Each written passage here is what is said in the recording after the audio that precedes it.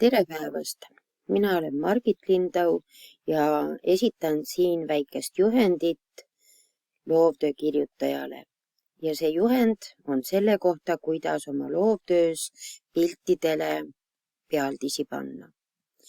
Selleks teed kõigepealt oma loovtöös pildi peale hiireklõpsu, nii et täpid tulevad, siis sa vajad siit menüüst viiteid ja lisapealdis.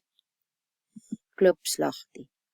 Nüüd vastavalt sellele, mis pildiga sul tegemist on, valid sina siit kirjeldusteksti või kategooria. Meil on küll praegu diagramm, võin ka selle diagrammiks nimetada. Siin on inglisekeelseid tekste, kategooria nimetusi. Kindla peale sina oma eestikeelses töös inglisekeelseid ei kasuta.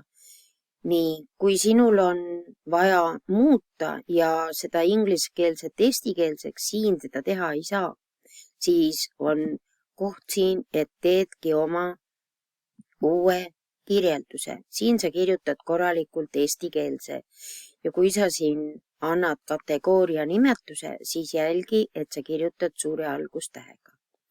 Hetkel ma praegu ei tee. Nii, alustan pealkirja kirjutamist. Programm loendab ise ja esimese pildi juures on number 1. Panen punkti, tühik ja annan pealkirja.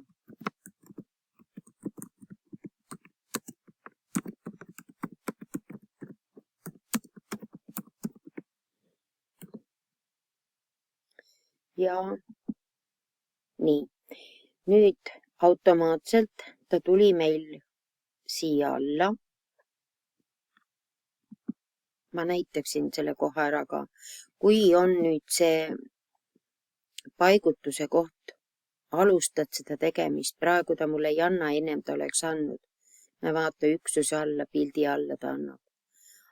Me mujale teda ei pane ka.